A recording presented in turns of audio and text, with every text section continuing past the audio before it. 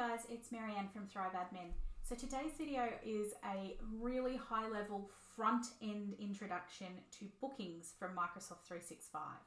So bookings is your alternative to things like Calendly or Acuity, and it's a really easy way for you to create lots of different services, different timeframes, different numbers of people who can attend, so that they can book externally or you can book for them in a central space. And it syncs with your Outlook and Teams. So in this video, I'm going to show you just the front end, how it's used here at Thrive. So you can see from booking an appointment as a client, what the process is, what they see, how it processes it, and then the emails and the content that I get at the back end, and the way the client can manage their appointment as well. So I hope it's really interesting. It's an alternative for you. It's included in your Microsoft 365 subscription, and it's probably something that you may not have realized was there. So let's get stuck in and have a look at how it works. Hey there. So today I'm actually going to show you the bookings app and how it looks for someone who's coming in as a client. So this doesn't go into the back end for you. It just shows you the functionality and whether this would be a suitable option for you instead of using something like Calendly or Acuity.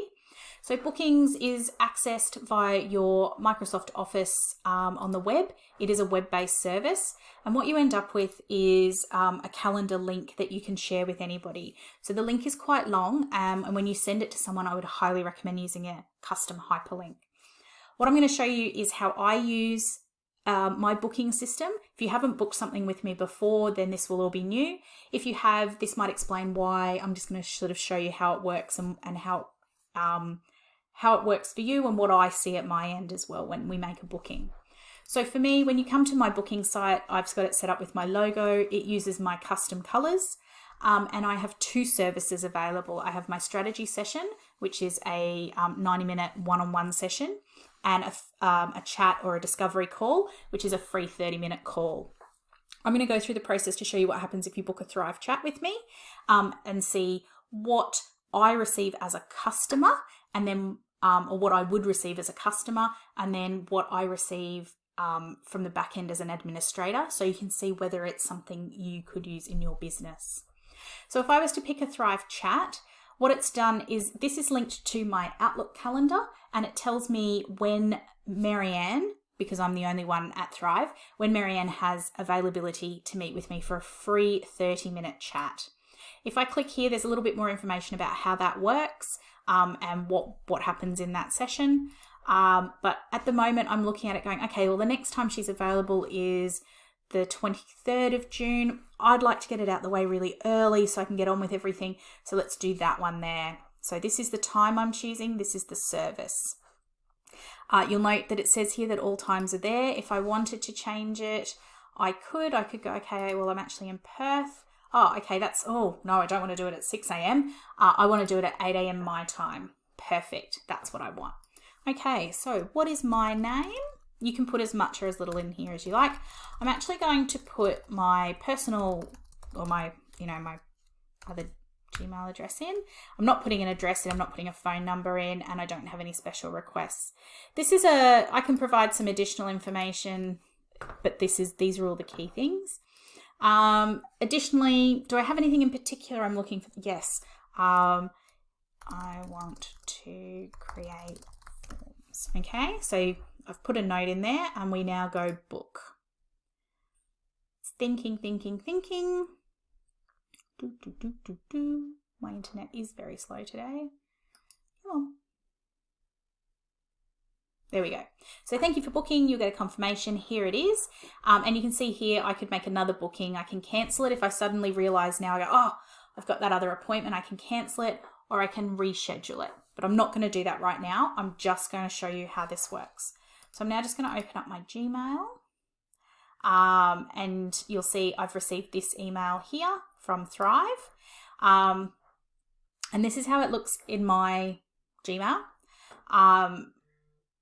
That one we'll get to in just a second. So in here you can see it's set up coming in as a calendar appointment. So if I was to open my Google Calendar, let's open it in a new tab. and go across to the 23rd. You can see it's popped up here. If you're so it's got the full link to join in Teams, and here, and the other information like you would normally have. So we'll go, yes, I've accepted that. Well done. If I need to, this one's got the meeting options. So this link will actually open up. If I'm looking at it here, I won't have access to any of that anyway. Join the Teams meeting here, manage your booking. So if I go to this one, this will take me back to that same page I was on here. So at any point from my calendar, I can reschedule. So let's have a look now at what it looks like in my calendar. So this is my Outlook. So if I go first, we've got, I've been notified that I've accepted it. And we've got this one here, which tells me there's a new booking in my calendar.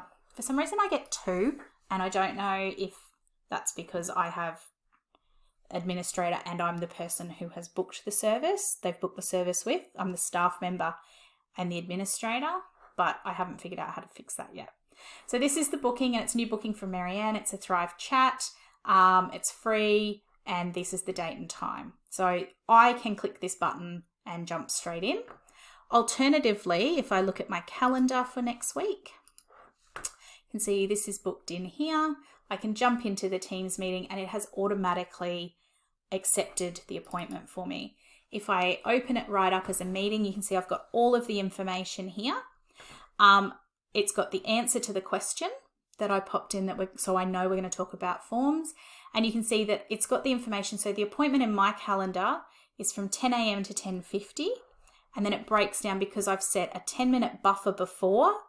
Then our actual appointment is 10 a.m. to 10:40 Brisbane time, which is 8:10 to 8:40 Perth time, which is what the appointment was booked in.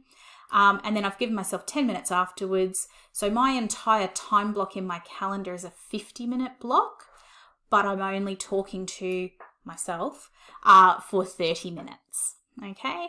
And that the customer consented on this date, and I can jump straight in.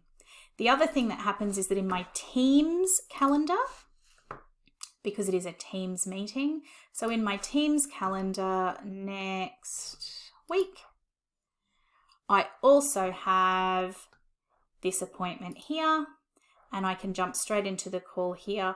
I can chat with the participants, so if I wanted to talk to them as well, and if I open this up as a meeting, it will show me. Sorry, my internet is very slow today. Come on. There we go.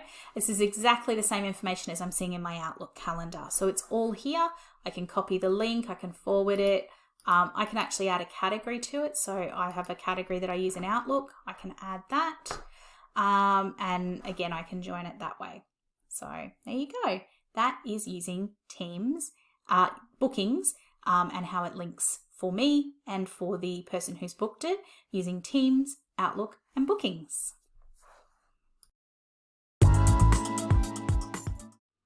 So I really hope that that was useful for you. I've started using bookings, as you've seen in the video, for both my free option and my paid option.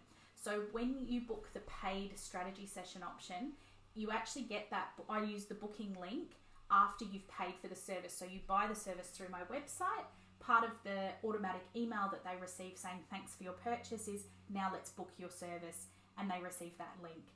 So it's a really universal use. So that's something that's completely outside of Microsoft with my website that then links in, and I don't have to then remember to send an email or follow anything up. It's all happening automatically.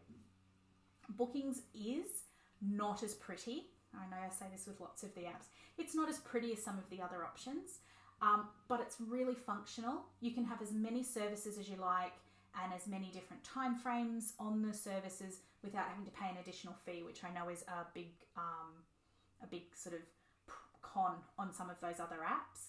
It also seamlessly talks to your calendar. So sometimes an integration with the calendar can be a problem. So that's really handy. And you can have all of your team involved and see the one calendar. So check it out. Have a play around with it. If you've got something like Calendly or Acuity or any of those other scheduling tools. They're the only two that I kind of really looked at before I settled on bookings. Keep it running and just test the process by manually creating some bookings when people book them and see if they work. Or test it with internally with some of your internal meetings, or if you're doing some stuff with a business buddy or something, to test it so that it's going to someone outside your organisation without potentially losing a client who finds it difficult or complicated or it isn't connected properly. As always, if you have any questions about bookings or how it syncs or how it works for you or how you can use it better in your own business, please get in touch. You can find me on Facebook, Instagram and LinkedIn under Thrive Admin Services. You can leave a comment on this video or you can get in touch directly, and I would love to be able to help you use your Microsoft 365 subscription better.